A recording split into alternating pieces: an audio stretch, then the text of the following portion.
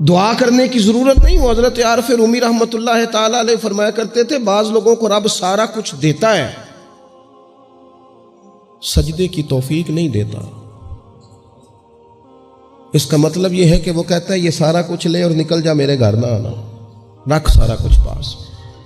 رب سے عافیت مانگی جائے، اس سے اس کا فضل مانگا جائے، اس سے اس کا کرم مانگا جائے۔ اللہ کے پیارے رسول صلی اللہ تعالی علیہ وآلہ وسلم اس عافیت مانگنے پر زور دیتے، توجہ دیتے۔ میں آپ کو صحیح بتاتا ہوں،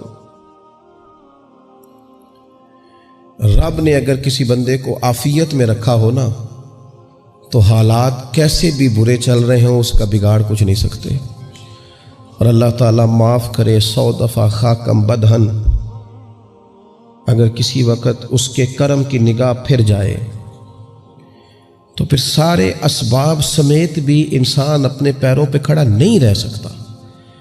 اس سے جب تک طلب کرم نہیں ہوتا، طلب عافیت نہیں ہوتی، اس کی بارگاہ سے جب تک بندہ مومن پورا رجوع نہیں کرتا، یہ عافیت اتنی اعلیٰ چیز ہے کہ نبی پاک علیہ السلام نے فرمایا اذان اور اقامت کے درمیان جو وقت ہوتا ہے اس میں دعائیں رد نہیں ہوتی۔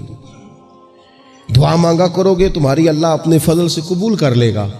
عرض کی یا رسول اللہ کیا مانگے؟ تو فرمایا عافیت مانگو رب سے۔ حضرت انس بن مالک حدیث کے راوی ہیں رضی اللہ تعالیٰ عنہ، یہاں بھی فرمایا یہ عین قبولیت کا ٹائم ہے، اب اللہ سے عافیت مانگ لو، اس کی پناہ۔ ہم دعاؤں میں بھی محدود ہو جاتے ہیں۔ رب دا طالب کوئی نہ ملیا، جو ملیا طالب زردہ ہو۔ جب عافیت، ایک بزرگ تھے ہر وقت اللہ سے عافیت مانگتے تھے، ہر وقت اللہ سے عافیت مانگتے تھے، ہر وقت عافیت مانگتے تھے۔ لوگوں نے پوچھا، لوگ ان کو صالح جانتے تھے، نیک سمجھتے تھے کہ حضور آپ اور کوئی دعا مانگتے نہیں، عافیت ہی مانگتے ہیں۔ فرمانے لگے میں مانگا کرتا تھا شروع میں، بعد میں خیال آیا ہے اور بھی دعائیں مانگا کرتا تھا، یہ احساس بعد میں نصیب ہوا۔ فرماتے میں مزدوری کرتا تھا، مال برداری کرتا تھا، ایک جگہ پہ ڈیوٹی کر رہا تھا تو تھک گیا، اور وہ جو کام لینے والے لوگ تھے ان کے رویہ بھی بڑا ترش تھا، تکلیف ہوئی۔ تو میں نے اپنے مالک کی بارگاہ میں عرض کی مالک اگر 2 روٹی بغیر مجھے مشقت کے مل جائے دن میں تو تیری بارگاہ تو بڑی کریم ہے۔ کہتے ہیں میں نے یہ دعا مانگ لی، ذرا میں تھوڑا آگے بڑھا تو 2 بندے آپس میں لڑ رہے تھے، میں ان کی صلح کرانے کے لیے، انہیں بچانے کے لیے آگے بڑھا، تو میں جس کو چھڑا رہا تھا دوسرے نے میرے اوپر ضرب لگا دی، میرا بھی سر پھٹ گیا۔ تھوڑی دیر کے بعد وہاں پولیس آ گئی، وہ تینوں کو لڑنے والا سمجھ کے اٹھا کے لے گئے، مجھے جیل ہو گئی۔ 2 روٹیاں بغیر مشقت کے روز ملنی شروع ہو گئی۔ دعا مانگی تھی نا کہ یا اللہ 2 روٹیاں مل جائے نا بغیر مشقت کے، کہتے ہیں وہ 2 روٹیاں روز ملتی، کوئی کام نہیں کرنا پڑتا تھا، پر جیل ہو گئی۔ فرماتے ہیں میں بڑا پریشان تھا، روز روٹیاں پابندی سے آتی اور بہترین آتی، کھانا ملتا۔ پھر کچھ عرصے کے بعد میں نے سوچا کہ یار یہ دعا تو قبول ہو گئی نا تیری، اب تو اگر اس پر کوئی الگ بات کرے گا تو وہ تو غلط کرے گا۔ کہتے پھر خود ہی میرے دل میں اللہ نے بات ڈالی اور میں نے عرض کی مالک 2 روٹیاں نہیں، مجھے تو عافیت چاہیے، مجھے تو عافیت دے، میرے اوپر تو کرم فرما، تو نظر رحمت کر، جے ایک قطرہ بخشے مینوں، ایک قطرہ بخشے مینوں تے کام بن جاندا ہی میرا، مہربانی کر عافیت عطا کر۔ فرماتے پھر خدا نے کرم کیا، کہاں سے اسباب بنے میرے جیل سے چھوٹنے کے، کون کون میرے ضمانتی بنے اللہ ہی جانتا ہے۔ فرماتے ہیں دروازے بھی کھل گئے، رزق بھی ملتا ہے، صحت بھی میسر ہے، سجدہ بھی کر لیتا ہوں، سویرے تلاوت بھی کرتا ہوں، شام کو مدینے والے کی بارگاہ میں رج کے درود و سلام بھی عرض کرتا ہوں، میں ممکن ہوتا ہے تو کسی غریب کی داد رسی بھی کرتا ہوں۔ اب سمجھ آئی ہے ربنا آتنا فی الدنیا حسنۃ وفی الآخرۃ حسنۃ وقنا عذاب النار۔ اب سمجھ آئی ہے رب سے جب بھی مانگنا ہے عافیت ہی مانگنی ہے، اس سے کرم مانگ۔ ہم نے محدود دعائیں رکھی ہوئی ہیں، محدود، وہ جی فلانا کام میرا ہو جائے تو بھئی وہ ایک ہو گیا، اس کے بعد پھر نئی ٹینشن بن جائے گی، نہیں میں جی بچوں کی شادی کر لوں جی پھر میں فارغ ہوں۔ آپ شادی کر کے دیکھیں لاگ پتہ جائے گا کیسے فارغ ہوتے ہیں۔ آپ یہاں رکتے کیوں ہیں؟ آپ خدا سے عافیت کیوں نہیں طلب کرتے؟ اس کی بارگاہ سے وہ کیوں نہیں مانگتے کہ جو ایک قطرہ ملے تو دنیا اور آخرت کے سارے کام ہو جائے؟ اس سے اس کی رحمت کا سوال کرے، اس سے اس کے کرم کا سوال کرے۔ اللہ کی بارگاہ میں بھی حاضر ہونا اور جچی تلی اور جناب ناپ تول کر اور محدود چیزوں کا سوال کرنا، مالک سے مانگے، اور وہ جب دیتا ہے تو دیتا بھی بے حساب ہی ہے۔ وہ جب عطا کرتا ہے تو کرم کے دروازے کھول کے عطا کرتا ہے، ورنہ تو ایک الجھن سے انسان نکلتا ہے دوسری میں الجھ جاتا ہے، ایک گتھی کو سلجھاتا ہے۔ پھر اقبال رو پڑے تھے، کہنے لگے میں عقل کی گتھیاں سلجھا چکا ہوں، یا رب مجھے صاحب جنوں کر دے۔ اللہ یہ بڑا میں نے ہیر پھیر دیکھ لیا، مجھے دیوانہ بنا، اب مجھے جنون ہو، اب میں کسی کے لیے رویا کروں، اب میں کسی کی یاد میں تڑپا کروں، اب میں رات کسی کے لیے میری آنکھیں بیدار رہیں۔ یہ بڑی ہو گئی دنیا داری، عقل کی گتھی حالانکہ نہیں سلجھتی، پر اقبال کہتے ہیں عقل کی گتھیاں سلجھا چکا ہوں، یا رب مجھے صاحب جنوں کر دے۔ اور پھر کہنے لگے بجھی عشق کی آگ اندھیر ہے، اب یہ مسلمان نہیں، یہ خاک کا ڈھیر ہے، تو مٹی بن کے رہ گیا۔ کیا کہاں اپنی ساری توجہات کا قبلہ کس چیز کو میرے عزیزو؟ اللہ سے عافیت۔ نبی پاک علیہ الصلوۃ والسلام نے ایک شخص سے پوچھا کیا دعا مانگ رہے ہو؟ تو اس نے کہا یا رسول اللہ میں اللہ کی بارگاہ میں صبر کا سوال کر رہا ہوں۔ تو حضور فرمانے لگے صبر تو مصیبت پر ہوتا ہے۔ یا رسول اللہ پھر کیا مانگوں؟ آپ ان جملوں اور لفظوں کی گہرائی کو سمجھیں، صبر کے لیے تو پہلے مصیبت آئے گی، پھر صبر آئے گا۔ تو یا رسول اللہ کیا مانگوں؟ فرمایا تو رب سے عافیت مانگ۔ مانا کیا ہے؟ مصیبت آئے کیوں؟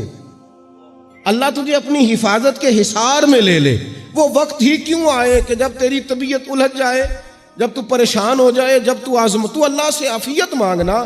جب تو عافیت مانگے گا تو اگر کبھی مشکل آئے گی بھی نا، تو خدا پھر اپنے فضل سے مشکل سے نکلنے میں رستہ بھی بڑی جلدی عطا فرمائے گا اور تیرے اوپر فضل فرمائے گا۔ اگر عافیت، ہارون رشید نا اپنے محل کی چھت پہ ٹہل رہا تھا، سب سے اوپر والے چوارے پر، نیچے سے حضرت بہلول دانا گزر رہے تھے، اوپر اس کے ساتھ سپاہی بھی تھے، گن مین بھی تھے۔ اس نے کہا یہ بابا تو ذرا اوپر اٹھاؤ۔ انہوں نے ایک ڈولی، ایک ٹوکری سمجھ لیں، اس کو رسیاں باندھ کے نیچے پھینکا۔ نیچے جو سپاہی تھے ان کو کہا کہ یہ بابا جی کو پکڑ کے اس میں بٹھاؤ۔ انہوں نے جبرن تھاما بابا جی کو، اس میں ڈالا، اوپر والوں نے کھینچ لیا۔ 2-3 منٹ لگے۔ ہارون رشید کے سامنے حضرت بہلول دانا پہنچ گئے تو تھوڑے ناراض بھی ہوئے کہ یہ کوئی طریقہ تو نہیں نا بلانے کا۔ ملاقات ہوئی تو کہا کیوں بلایا؟ کہنے لگا ایک مسئلہ پوچھنا تھا۔ فرمانے لگے بادشاہ ہے نا، تیرے مسئلے پوچھنے کا بھی اپنا ہی انداز ہے، پوچھ مسئلہ۔ کہنے لگا بابا پوچھنا تھا کہ آپ اللہ تک کیسے پہنچے؟ حضرت بہلول دانا چپ کر گئے۔ 2-4 منٹ کے بعد کہنے لگے جس طرح ابھی زمین سے تیرے تک نہیں پہنچا، بالکل اسی طرح ہی پہنچ گیا ہوں رب کریم کی بارگاہ تک، اور وہ بھی جو اس نے کرم فرمایا ہے، ورنہ میں تو نہیں سمجھتا کہ میں پہنچ گیا، وہ بھی اگر تیری خوش گمانی ہے۔ ہارون رشید کہنے لگا مجھے سمجھ نہیں آئی۔ فرمانے لگے تو بادشاہ جو ہے اتنی جلدی کیسے سمجھ میں آئے گی تجھے بات؟ فرمانے لگے اگر میں تجھ سے ملنا چاہتا نا تو میں ایک درخواست لکھتا، پھر کسی وزیر سے سفارشی سائن کراتا، پھر وہ جمع کراتا، پھر مجھے ٹائم ملتا کہ فلاں دن فلاں تاریخ فلاں ٹائم آ جانا، پھر آ کے میں لائن میں لگتا، پھر بھی تو بادشاہ ہے، تیرا موڈ بنتا ملنے کا کہ نہ بنتا۔ جب میں چاہتا تو پتہ نہیں کتنا ٹائم لگ جاتا، جب تو نے چاہا ہے نا تو 1 منٹ بھی نہیں لگا۔ فرمانے لگے میں نے دعویٰ ہی نہیں کیا کہ میں جد و جہد کر کے پہنچوں گا، میں نے تو رب کی بارگاہ میں عاجزی کی ہے، پھر رب نے ہی کرم فرمایا ہے، اسی نے مہربانی کی ہے۔ مانا کہ محبت کے سفر میں ہر گام پہ 100 مشکل ہے، لیکن یہ سفر آسان بھی ہے اگر ساتھ تمہارا ہو جائے۔ اس کے کرم کا ساتھ رہا ہے، اس سے عافیت مانگی ہے، اپنے آپ کو اس کے سپرد کیا ہے تو اس نے کرم کر دیا۔ جب تک یہ مزاج نہیں ہم بناتے کہ مالک سے عافیت کا سوال کریں، اپنے آپ کو اپنے رب کے حوالے کر دیں، اس کی رحمتوں کے سپرد کر دیں، اتنی دیر تک زندگی میں ٹھہراؤ نہیں آتا، قرار نہیں آتا۔ مشکات میں موجود ہے، اللہ کے پیارے رسول صلی اللہ تعالیٰ علیہ وسلم تیمارداری کے لیے گئے تو صحابہ کرام فرماتے ہیں وہ بندہ نا اتنا پتلا نحیف اور لاغر ہو گیا تھا جس طرح چڑیا کا بچہ ہوتا ہے، کمزوری ضعف طاری تھا۔ تو محبوب کریم نے اسے دیکھا تو بڑے کریمانہ انداز میں کریم فرمانے لگے تو کوئی دعا نہیں مانگتا، تو عافیت نہیں مانگتا اللہ سے؟ عرض کی یا رسول اللہ صلی اللہ تعالیٰ علیہ وسلم، میں نے اپنے رب کی بارگاہ میں عرض کی ہے مالک قیامت کا عذاب بڑا سخت ہے، میں نہیں برداشت کر سکتا۔ تو نے اگر مجھے کوئی سزا دینی ہے تو یہیں دے لے، قیامت کو نہ دینا۔ تو کہتے ہیں محبوب فرمانے لگے سبحان اللہ، او خدا کے بندے تو رب کی سزا دنیا میں بھی نہیں سہ سکتا، اللہ سے یہ بھی سوال نہ کر، تو رب سے کہہ ربنا آتنا فی الدنیا حسنۃ وفی الآخرۃ حسنۃ وقنا عذاب النار۔ تو رب سے دنیا میں بھی حسنہ مانگ، بھلائی مانگ، تو آخرت کے لیے بھی بھلائی مانگ، تو اس سے عافیت کا سوال کر۔ تو نے یہ سوال کیوں کیا؟ عرض کی یا رسول اللہ کرم ہو گیا ہے، مجھے سمجھ آ گئی، اب میں اسی طرح ہی کروں گا۔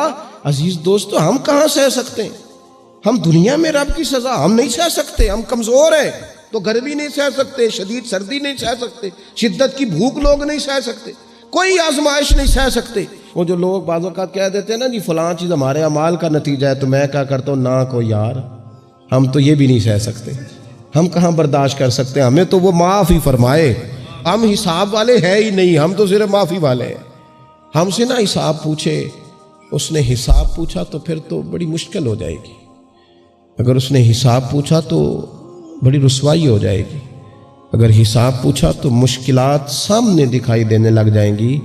ہم سے تو وہ درگزر والا معاملہ کرے، ہم سے تو وہ کہے جا میں نے محبوب کے صدقے تجھے معاف کیا، جا تیرے لیے رحمت اور بخشش والا فیصلہ